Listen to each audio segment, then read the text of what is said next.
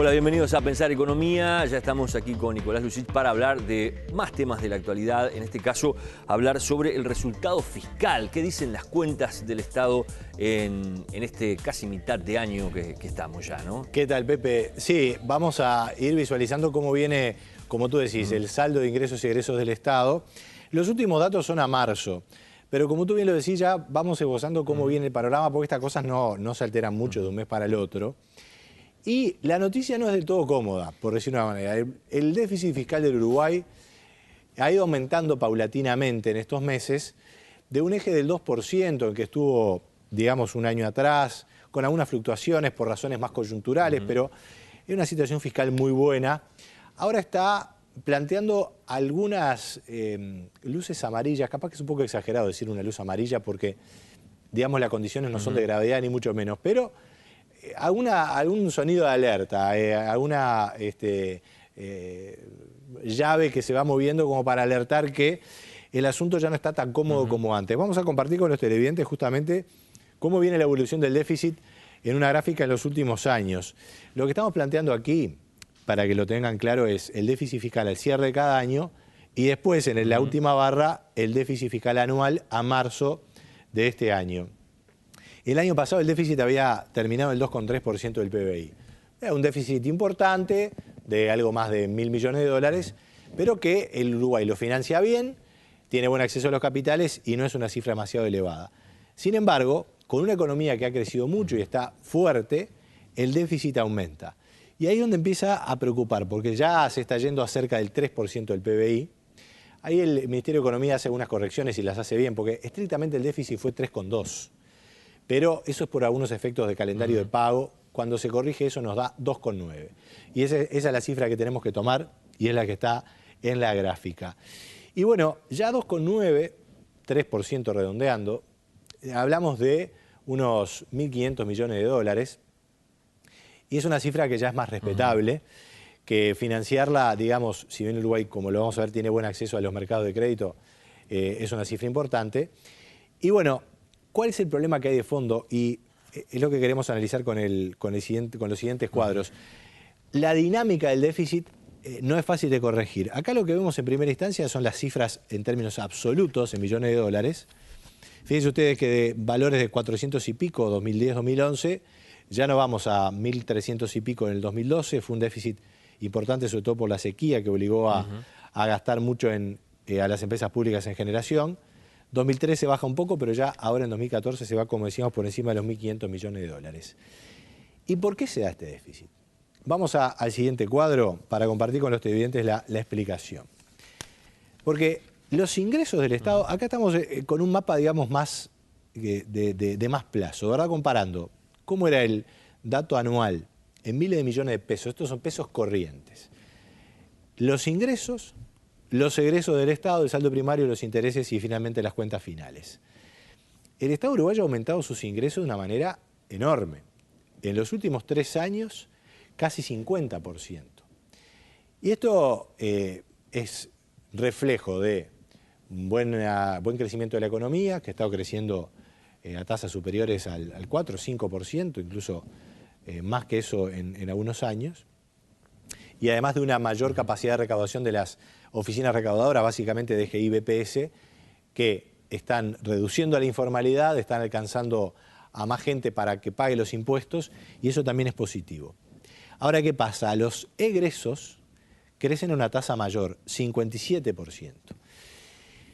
Entonces, el saldo de simplemente eso, hablamos de los ingresos y egresos primarios, todavía no consideramos intereses, de pasar a ser positivo por aquel año 2011 pasa a ser levemente negativo. Y después vienen los intereses de deuda, que hay que sumar como un costo, y allí ya entonces el déficit pasa a ser claro y notorio, ¿verdad? Era pequeño por aquel mes de marzo del año 2011, 11.000 millones de pesos, ahora es casi 40.000 millones de pesos corrientes. Si descontáramos la inflación... ¿Deuda con quién?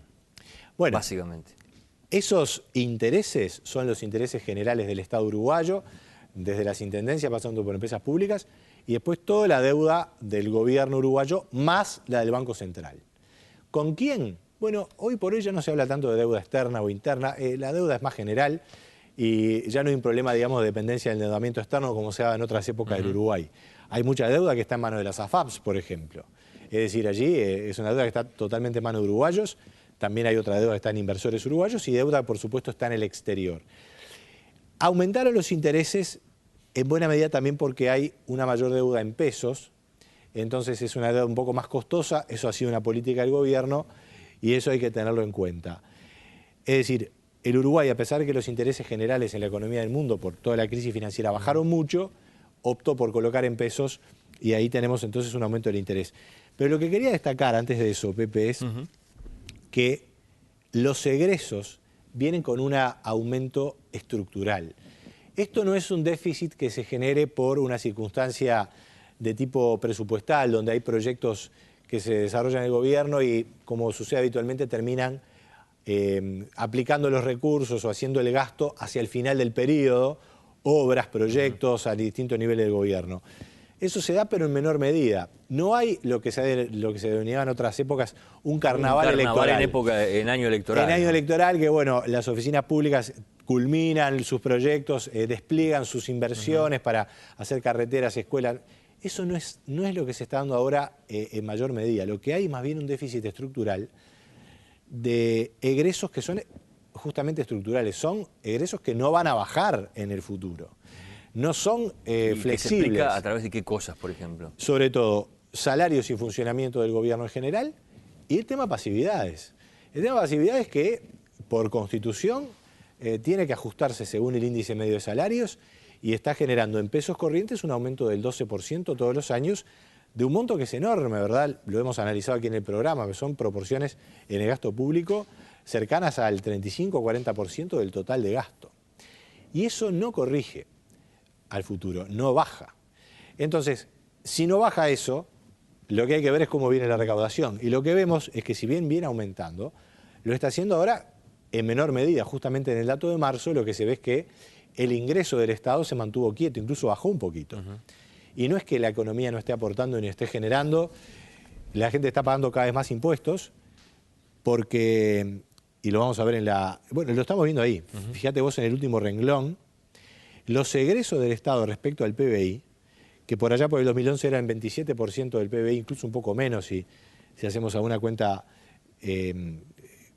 descartando algunos elementos. En 3 años aumenta un 16%, ¿no? Exacto, en términos de la proporción, pasa de 27% del PBI a un 31% del PBI. Esto es para ilustrarlo de alguna manera. El gasto público es de discusión política, que si gastamos en seguridad, si gastamos en educación, digo, para gastar las ideas son múltiples y las demandas son múltiples. Y uno puede tenerle mayor o menor cariño político a cómo se está gastando. Pero esa es como una mesa que puede ser muy linda, está muy bien pulida, pero está resultando más que una mesa de madera, una mesa de mármol que se está aplicando sobre unas patitas que capaz que no son tan fuertes como el mármol o la madera dura, son más bien de madera fina o de mimbre. Y el problema es que eso quede desacomodado y le estemos cargando a la economía un patrón de egresos y de gasto público que en un momento no sea sostenible. ¿Y eso en qué se va a expresar? En que el déficit va a empezar a aumentar. Y esa es una situación incómoda. Esto se va a dirimir sin duda en el año 2015 cuando se abra la discusión sobre el gasto público. Claro. Más allá de que pueda haber un cierto aumento en el ingreso, porque eventualmente pueda aumentar algún impuesto, de hecho ahora se está hablando por el tema del impuesto de primaria al agro, son menos de 30 millones de dólares. Es menos de lo que se gasta en el Antel Arena, claro, que es una de las obras públicas que se está... Es decir, es muy poca cosa. A nivel de los impuestos, la economía está bastante cargada y ese 31%, que no es algo escandaloso, ya es muy difícil que el Uruguay logre sostener una carga mayor. Son muy pocos los países que van a un 35, un 40% de gasto público respecto al PBI y tienen unos servicios públicos excelentes. No es el caso del Uruguay, objetivamente. Entonces, ahí viene un poco la preocupación, ¿verdad? ¿De dónde se recorta o de dónde se saca ese dinero? Claro. ¿Cuál es el escenario? ¿Estamos tranquilos porque el acceso al financiamiento externo es bueno del Uruguay? Uruguay es un país que tiene grado de inversión. Aquí estamos planteando justamente ese escenario. Mientras el déficit aumenta, ¿lo podemos financiar? Bueno, este año, el año que viene, no va a haber problema. El tema es a mediano plazo. Los plazos de vencimiento de la deuda en Uruguay se han extendido. Ya en el año 2010 eran más de 12 años, Ahora han bajado un poquito, pero estamos en ese eje.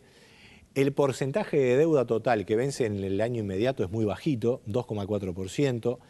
Hay buena liquidez, fíjate la liquidez que se ha acumulado, 3 veces la amortización que se tiene que hacer. Es decir, el Ministerio de Economía y Banco Central están muy líquidos, con reservas y con liquidez genuina. El porcentaje de deuda en pesos ha aumentado, es decir, esto quiere decir que si hay una devaluación, la deuda uruguaya no varía, por lo menos en la proporción que en otras épocas variaba. 55% quiere decir que la deuda, más de la mitad está en pesos hoy. De todo el sector público, considerando Banco Central, que pareja básicamente deuda en pesos, el Banco Central emite deuda en pesos y sus reservas la tiene en dólares.